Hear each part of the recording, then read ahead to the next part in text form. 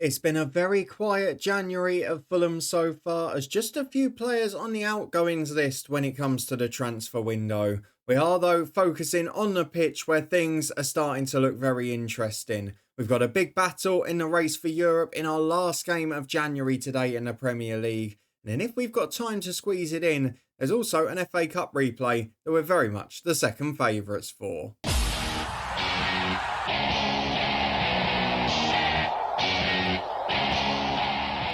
Yes, hello and welcome along to part 11 of this FM09 Let's Retro Save from Fulham FC. We are back today in the midst of a battle for Europe, and while the top four are well away in the distance, we've got ourselves in a little tasty battle for the Europa League and the rest of the places below it. So if you're looking forward to seeing how we get on today as we face Aston Villa, just 1 point and 2 places separating us in the league, we're even equal on goal difference at the minute. And please do chuck a thumbs up on the video. We've also got an FA Cup replay against Chelsea where, depending on today's result, we might just have to take a dose of humble pie and focus on the league campaign. Because if we start by having a look at the league table, it has been a very interesting month or so. We've got ourselves into 5th place, but the top 4 have run away. And then basically we're in debt to Liverpool and Arsenal, having really poor seasons so far.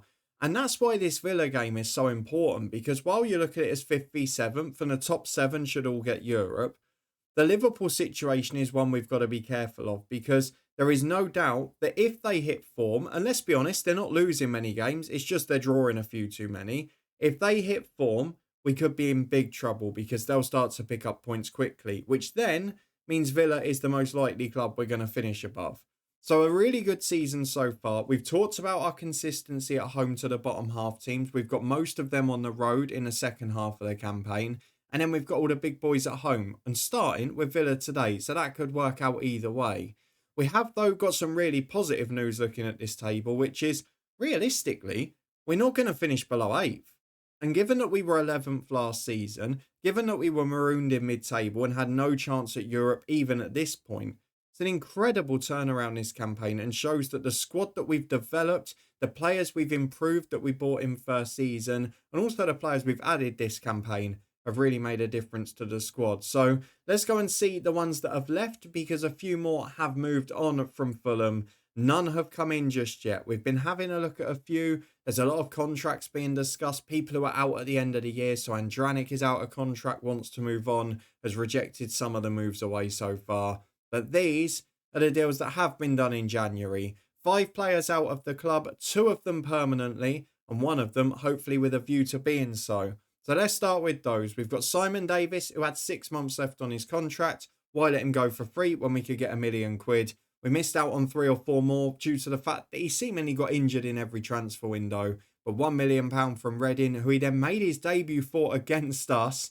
That was a bit of an interesting one. A decent deal for a player who had barely kicked a ball this year. Karim Laribi was a bit of bonus money. He came back from a loan deal at Brentford. MK Dons put in a bid that is not much money up front, but 600 grand overall, a sell-on clause as well. If it comes off and he develops, then brilliant. We've got ourselves a great deal for the future there too. And then the one that we're hoping will become a permanent deal in the summer is Eddie Johnson, who was the 4th choice striker. He's been paid 70% of his wages by Fulham 2, a club we had great success with in FM24, of course.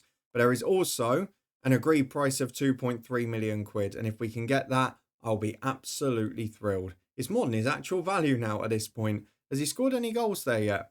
1 in 3. He's doing okay. We've also loaned out a couple of youngsters, Matthew Briggs being one of them, to Bournemouth. But not a great deal happening this January. We've kept it quiet. We've tried to keep continuity. We are struggling a little with the fact that a few players are still unhappy. Hangeland and Albin being the main 2, our top scorer and our top assist maker.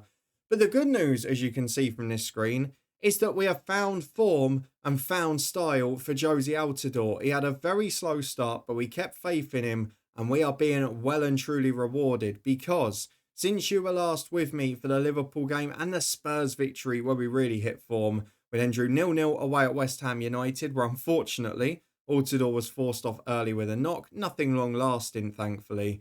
Then the next game, another 4-1 home win. This time Altidore got a brace as Pierre Skelbred added 2 to his tally and doubled ours in that game as well. Then another frustrating 0-0 against Pompey. Over that festive period though, to stay unbeaten, I wasn't too unhappy. Before a 3-0 FA Cup win thanks to Billy Jones, Leon Andreasen and Andy Webster.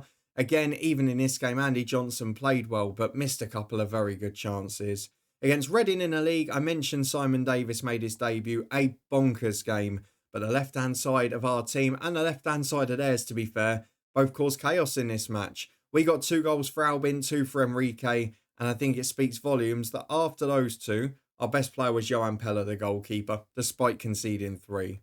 A 2-2 draw at home to Manchester City, as again we competed against the top sides. Josie Altidore popping up with both, as he seems to have just hit his stride now and found some confidence. And a 1-1 draw for a bit of a rotated team in the FA Cup. We bought Ali Al-Habsi in. Webster's in because Diakarte's at AFCON. We also bought in the likes of Fleck and Schneiderlin to get a couple of the youngsters' moments. And Elliot Omazusi even made an appearance off the bench. But we got a draw. Altidore scored again. The replay coming up next week. And then against Bolton last time, a very comfortable 3-0 win and a Josie Altidore hat-trick, as he is now starting to score in clusters, which is very exciting for us moving forward. Can he back it up today as we go in and face Aston Villa at home? If we lose it, we will drop down to 7th place at a minimum. Although City have got Arsenal at home, Liverpool have got Chelsea. This could be a big weekend. If we win and then Arsenal and Liverpool lose, we could put some real distance between us and the other sides in this battle.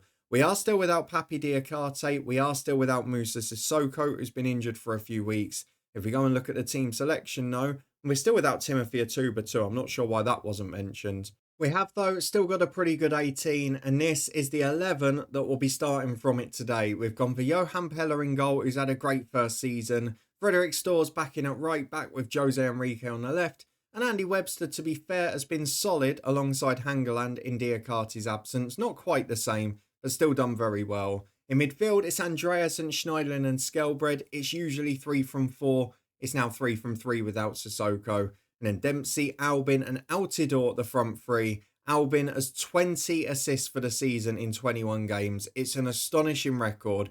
His dribbling, his corners, his free kicks, everything is pinpoint. He is one of the best wingers in world football. And I really want him to end that unhappiness and get tied down. Altidore starting to score from them as well, which is great. We've got some good players still on the bench. Andy Johnson still not getting those offers in the window. And the likes of Pennant, Fleck and Billy Jones all available if we need them. So let's go and face Aston Villa. This is a big one in the battle for Europe. And to be fair, it's a very good Aston Villa team with the additions of Tirado, Milewski, Antonio Valencia on the right-hand side, added to the fact that you've got improvements from players like Davis, Barry, who's covering at left-back today, and Ashley Young as well. James Milner has just left the club to go to Spurs, who have had all of their stars poached by Manchester City. Luka Modric and Palacios both gone there this month. But we're going to tell the boys they can win. We're going to hope that we're able to get on the front foot here. Bit worried about their firepower on the bench. Carew and Agbon Lahore offer 2 very different but 2 very distinct threats, as does Giovanni Dos Santos. Into the first half we go, though. We've been relatively solid for this season. And now we've got a corner to defend. And Skelbred does just that. Andreas unable to get there. Not quite sure about the marking order there. But here we go. As Ashley Young gets the ball in. Good block from Storr. It's out as far as Tirado. And now Rio Coca runs into the box and puts it over. It's comfortably dealt with. First chance goes to Aston Villa. But it's nothing more than a half opportunity. And 10 minutes later, we've got possession for the first time in an attacking area. Ran Albin running down the left to the byline, wins the corner, and we all know that that's our biggest threat. I almost get to the point now when these wingers run to the byline where I hope it's blocked out for a corner, because we're that good from them. As Albin goes in, Hangeland's up, and he's off the woodwork. It's the same threat, and it's the same outcome. A Storr finds Skelbred. Back to Jose Enrique. Big chip forward to Albin, who's got himself in behind. It's a good save from David Marshall. Luke Young puts it out for a throw. And Aston Villa survived the first big chance of the game.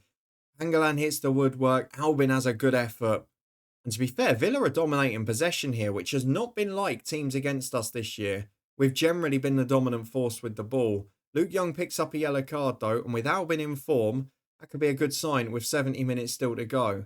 As we throw into Josie Altidore on the left-hand side. Tries to take on Davis, but gives it away. Jose Enrique recovers though, finds Andreasen. Morgan Schneidlin has space, and Altidore's making the run, as is Dempsey. Is he onside as he picks that one up? Gets away from Barry, shots blocked to Andreasen. And that's a good effort from distance. We don't normally like the long shots, but that's forced a good save from Marshall. Aston Villa just having to do a bit of clinging on for now. Bit worried about Webster's performance at the back, especially if someone like Karol Agbonlahor comes on. One of them brilliant in the air, one brilliant in terms of pace. As Skelbred goes wide to Albin, we want a lead to take into that situation. Andreasen again with space 30 yards out. Seems they want to let him shoot as Altidore finds Schneiderlin. He does shoot. It's a half chance. It's straight at Marshall. Probably could have done better with that, but it's all Fulham at the minute. We're really starting to get on top in games as Skelbred finds Andreasen. He shoots again. We normally have the long shots on reduced. I'm not sure why there's so many today. Maybe they're fancying their chances against Davy Marshall, but so far, so good in terms of performance. As Andreasen wins the header, Dempsey will chase. It's a good job because Altidore was offside, but he is making the run now. Schneiderlin's got an overlap, but goes inside to Andreasen. This is getting silly. Leon Andreasen, can you please stop shooting? His are on medium for some reason. We'll get that back there. I think that could make a real difference as we've got another corner. Juan Albin in swinger this time. Hangeland's up and Hangeland is inevitable. Albin cross, Hangeland header. It is the same old story every week. I'm not going to complain one jot because it's an absolute treat to watch. But with 5 minutes to the break, we lead again. And no matter if it's come the same way, we thoroughly deserve it. It's been a really good performance since the first 3 or 4 minutes. And at half-time, we lead Aston Villa. And as it stands, tighten our grip on those European places. And I tell the boys we're pleased with the performance. Try and keep them positive. And hope that there's no dip, there's no complacency. We can just stay in good form. Jose Enrique has injured someone. Not sure who it was. We've got a free kick on the right with Juan Albin. And it's a good ball to the back post. Hangeland going up. Ryakoka gets something on it. Ashley Young hooks away. Only as far as Enrique. And all these young players we've been bringing in, they're improving and improving every week. And as Albin beats Ryakoka this time, he's got a chance to find a cross. And he does to Skelbred. 1-on-1. Per Skelbred, he should have scored. Oh, it's a great opportunity, you know. And it goes begging as Pella goes long downfield. Not the best kick. Ashley Young will pick it up. And this would be gutting because we've had a couple of great chances. As Ashley Young gets to the byline. Big ball to the back post. Malewski heads it in. It's a good save from Pella down to his right. Andy Webster now on a 5.9. The only other option is Billy Jones, who, if Carew comes on, we're in big trouble. Gerardo picks it up in midfield for Davis. And he had been playing well, Webster, but there's Valencia and he played him on there. Pella forced into another save. Villa growing into this. I'm going to have to make a big decision in a moment as Pella throws out to Enrique. If I were you, I'd just be smashing it over the top to Albin. We go long this time. Altidore is the target, but it only goes as far as Quella. Gerardo looks for Ashley Young. This should be 1-1. It's not. It's off the woodwork. Pella covered his angle well. But there is a real struggle for us here. Agbonlahor's coming on the right-hand side. And Villa have got a corner kick with Ashley Young. In towards Quella. Wins the header. Good save from Pella again. Once this corner set is done, I've got to make some changes. Ashley Young straight into Pella there as well. What can we do rolling out? We've got a quick counter. Enrique up to Albin. Altidore's through the middle if you can find him. Just behind him, so he can't go and make that run in behind. Andreasen looks for it, but Marshall should be favourite. And he just punts it downfield. Webster does well this time. Hangeland long. Altidore's offside. Davis deals with it. I can't get enough of a break to make the changes. So long ball downfield this time again. Altidore loses out. Gareth Barry back in midfield finds Malewski. Wide to Agbonlahor on the right, who is going to be a threat in terms of pace. Just skims past Enrique like he's not there. Crosses to the back post. Barry's up. And he's beaten Webster in the air again, but not got it on target. Now, the other problem I've got here is Skelbred is knackered. But I've not got anyone who can come on that's of that quality. Fleck is too aggressive for this situation. So I think what we're going to do is Jermaine Pennant for Clint Dempsey. Billy Jones for Andy Webster. And then I'm going to bring on Danny Murphy and all of his experience for Skelbred. And we're just going to limit those forward runs. I know it isolates Altidore. It's not ideal. But I just think it gives us a slightly more solid base. And stops us being caught out at the back. There's a quarter of the game to go. And Hangeland's got the ball at the back, finds Pele again. Long ball downfield is not good, and Torrado finds Agbonlahor. We might be in trouble here. Malewski edge of the box. Plays it wide. Dempsey could intercept. Luke Young switched to the left now, and Dempsey's able to bring it away downfield. Pacer Jermaine Pennant could help against him, as Dempsey still got it, but the pass is poor. And Gareth Barry goes long. Pele will pick it up. Where are the substitutes coming? We just need the ball to go out of play. But his second half performance is worrying me. Enrique up to Albin. Ria Coker gets there. We're just not able to get a foothold in this second half. It seems like we're clinging on for a 1-0. And that's something we don't often say about our side. 20 minutes to go. The subs are finally happening. Let's see if they calm it down. Well, 15 remaining. And Josie Altidore has picked up a knock up front, which is a concern with no remaining subs. Ria Coker has gone off injured as well. They've brought a Martin Lowson at the back. So Villa are slowing it down. Now Stephen Davis gets a knock. Seems to be a lot of collisions in this match. With 5 to go, we've got a throw at the right end of the pitch. Astor finds Schneiderlin. Shot first time is over. And I think you'll have to forgive me now because we're going to go back to the slightly different mentality. We're going to go back to what we were doing last season where we were winning a lot of 1-0s. And we are going to time waste all the time to just try and keep it calm. We've already gone for a slightly more conservative midfield shape, I think you would say. With Altidore struggling physically, he's going to have midweek off. This is an opportunity as Enrique throws down the line. When you get into a tight situation, you always go back to the tried and trusted as Agbonlahor gets down the right, puts the switch field to Barry, and it's in for 1-1. And that is why when people say to me, oh, you should time waste or you should do this, because when you just summons play your normal game, you're always going to concede late equalisers. It doesn't matter. It's the same every time. So let's go back to what we were doing. I will push Danny Murphy forward as well, because hopefully they'll sit back now having scored. And maybe we can nick one. I mean, at the start of the game, I'd have taken a draw, but it's very frustrating because we were dominant for half of it. I'm kind of now starting to regret that we played the first team in the FA Cup against Chelsea. Not only the extra midweek game we've got now, but the fact that so many of these are knackered because they've played 2 games already this week. Maybe it's cost me trying to be competitive in every competition. 5 minutes added on. It's gone without incident until now. A corner with the last kick of the game. Albin into Billy Jones. Hangeland's up there. Can he win it? Great save by the keeper. Oh, David Marshall makes the save. It's out for another corner. Will we get time to take it? Surely the last kick of the game. Albin in. Hangeland up. Osborne away. Storr gets it down. Pennant can shoot. Will he do so? Jermaine Pennant. Oh, it's wayward. It's awful. 1-1 is the final score. It could have been better, but ultimately, we stay above them. We'll sympathise with the team. It was a really poor second half display. But I think that's as much my fault for maybe not resting people in the cup and going a little bit too strong. We saw Schneiderlin, Altidore, etc. really struggling at the end there. If you look at some of that post-match fitness, I'm going to have to rotate pretty heavily in midweek. Hopefully, we'll be able to go out of the cup with a little bit of grace and respectability. But the league is going to be the priority unless we shock Chelsea with our reserves in midweek. Well, FA Cup replay time, and the only good news to come out of deadline day is that Papi Diakate is out of AFCON now, so he will be back for this weekend. Not going to play today though. Musa Sissoko the same after returning to training, and Chris Smalling has agreed to join Dundee United, but in this game, just not got the potential. So let's go and look at what 11 we can put out. It's going to be very heavily rotated. We'll be back in a minute to run through the team. He's going to face Chelsea and try to produce a miracle. Well, here we go then. Full rest for Skelbred and Altidore, as well as Diakate and Sissoko. Dropping to the bench are the likes of Albin, Dempsey, Schneiderlin, Enrique, Hangeland and Johan Pella. And starting this game, I think from the weekend, only Andreasen, Webster and Storr.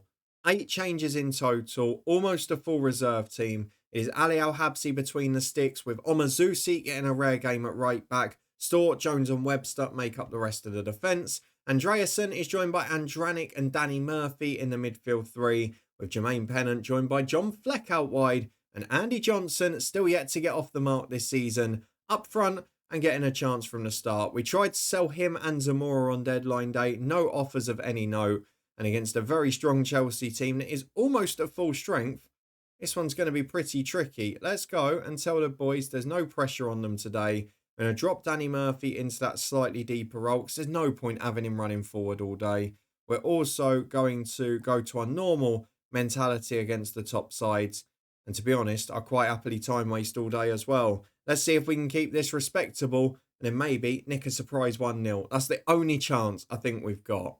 Well, Joe Cole has gone off injured within the first 15 minutes, and it's the pace of young Scott Sinclair that's on now, as Florent Malouda on the other side has put one wayward over the bar.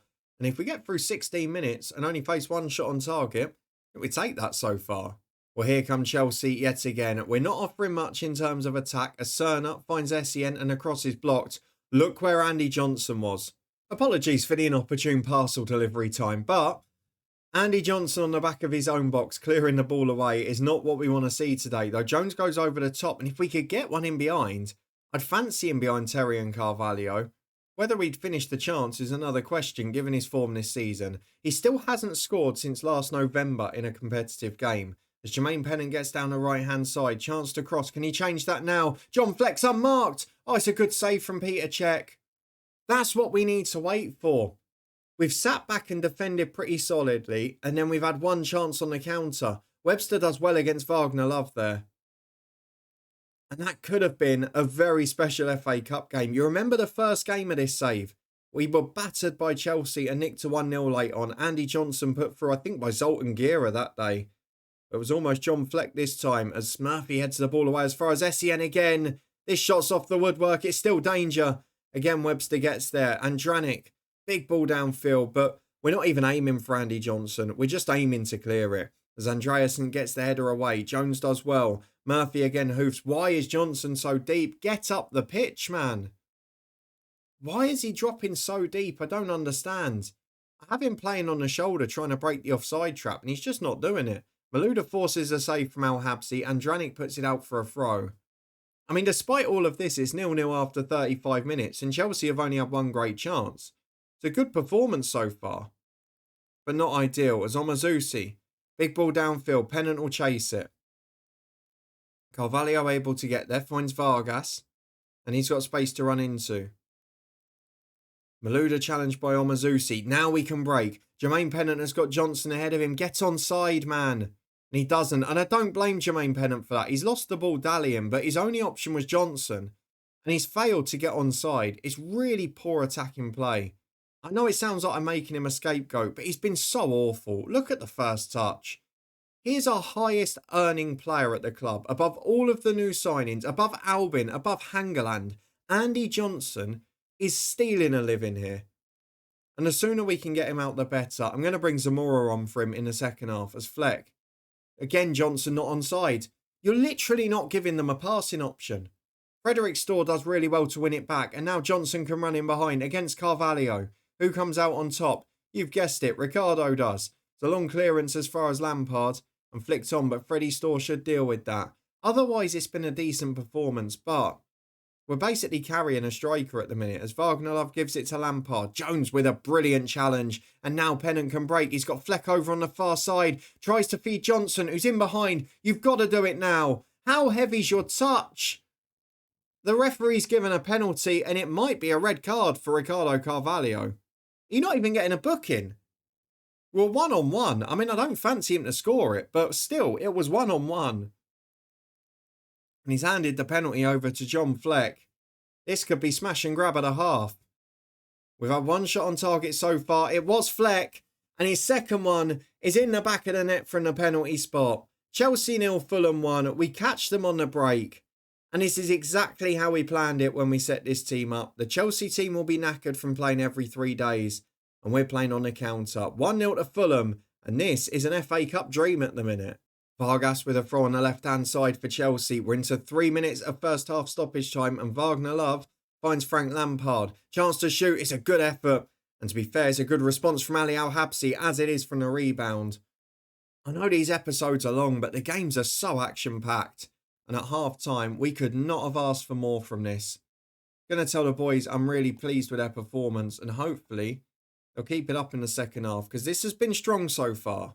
Well, corner kick for Chelsea with less than a minute gone in it. And it's up towards Wagner Love, who's got space to turn. And Andranik does brilliantly. Fair play to the lad. He's been unhappy. He's barely played a game this season. He looks sharp there defensively as Vargas will have another corner in towards Carvalho. Andreasen away. One of the three that played last time out, and what a performance he's putting in. What a shift he's offering for the team. Can already see Danny Murphy struggling into the 70s physically. With 55 gone, it's gone quiet, and that's all we want. There's a free kick to Chelsea on halfway. Terry out wide to Scott Sinclair. Frederick Storr closing down, but he finds Wagner Love, and his shot goes over the bar. I'm looking at Zamora, and I'm looking at maybe a replacement for Murphy. Probably Schneiderlin from our bench as it's into the box. Ashley Cole, and is that a foul? Peter Cech's gone running forward, and rightly so, it's disallowed. It was a foul there. Ashley Cole having a go at the referee. Chelsea hounding him and surrounding him. We've seen that before. But Omazusi, experienced defending from the youngster there, and forced himself to be fouled. I like that. We are under big pressure though here, and it's constant as SEN. Shot goes well wide. I'm going to make that change up front because Andy Johnson he's annoying me at this point, to be honest. I'd rather he not be there. Danny Murphy is struggling physically, so Schneiderlin will come on for him in midfield. I'm going to leave the last sub in case of injury, in case of extra time, those sorts of things. So if it's extra time, we've got to think about those that might play in the weekend, like Andreasen, like Andy Webster. Albeit the other two boys are back now, as Pogrebiak is on for Chelsea. Looks for Ashley Cole, who's in behind again. Good ball to the back post for Michael Essien. And there it is, the inevitable goal that had been coming. It's 1-1. Omazusi thinks he's offside. I'm not sure it was, to be fair. It might be time soon for Breda Hangeland. My thought is Billy Jones in the holding role, Andreasen off. Maybe rest someone who's going to play at the weekend or possibly feature. Let's see what happens with this first. If we go behind, we won't worry with Hangeland. If we can score on the break, though, we very much will, as Lampard finds Essien. Can we hold on to it? Vargas in behind, across the box. Jones misses it. It's terrible defending, and the sooner we get him out the back four, the better here. There's going to be Billy Jones into midfield, and then it's going to be Breda Hangeland as centre-half alongside Webster. A little bit of continuity there. I know it means Albin stays on the bench, but Hangeland's the biggest goal threat, and if someone can deliver a corner to him, then we might be able to nick this still. We're just over 10 remaining. It's going to be a very long episode if it goes to extra time, though Frederick Storr has just flown in and missed his challenge, and that ball's good to Vargas, and it's a wonderful save. I thought from Ali Al-Habsi. Goal kick given. Okay, we'll take it, but it looked like a save to me. We're just over 5 to go. It's Frederick Storr with a free kick to Billy Jones in the centre circle. Schneiderlin, the sub, goes wide to John Fleck, who's had a decent game out there. He goes back to Billy Jones again. Andranik, the short-term pass.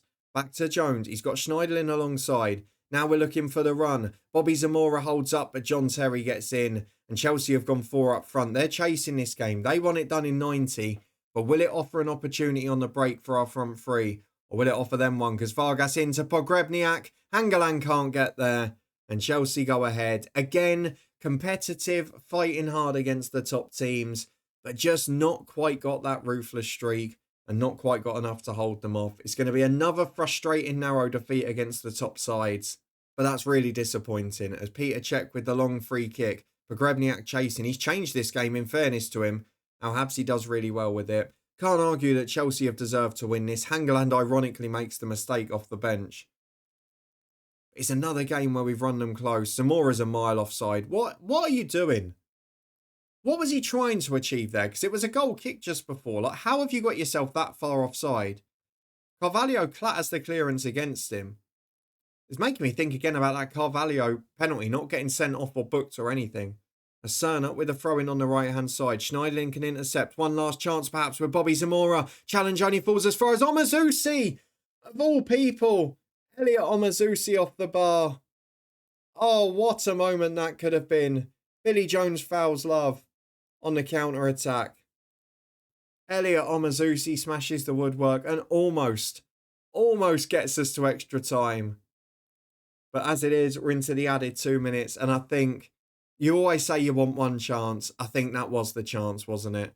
John Terry's taking his time. They're managing the game well. It's 2-1 to Chelsea. It's a great effort in the FA Cup from a rotated team. But it's a disappointing episode. A late goal conceded against Chelsea. A late goal conceded against Villa. And my physical decisions with the first team 10 days ago, they might have come back to haunt me there. However, we'd have taken this at the start of the season, wouldn't we? We're out of all of the cups, yes, but we're in 5th place in the Premier League. We're a point clear of Villa. We're 2 ahead of Arsenal and 7 ahead of Liverpool. And while we've got a difficult second half of the year to come, I would certainly have taken that, 4 or 5 months ago. Let's go and have a look at the schedule for when we're next going to be back. No transfers, no nothing to worry about now. Just the football. And I think, looking at the table, maybe Newcastle and Man United is an episode to do. If we come back there in the middle of now and the end of the season, you've then got the returns with Liverpool and Spurs near the end. We might even have to show all of the last 4. So I think the plan for now, Newcastle and United tomorrow, and then all of the last 4 on Wednesday and Thursday. If you like the sound of that and you did enjoy this one, 2 tense and tight games in both competitions, and please do put a thumbs up on it. If you want to stay up to date with the rest of this week's season and save, subscribe and turn that notification bell on. Check out all the links to the other retro stuff from this year up in the eye above. Follow us on Twitch, follow the football podcast, all that good stuff. And I'll see you again tomorrow as we hope to stay involved and ideally in charge of the race for the Europa Cup places.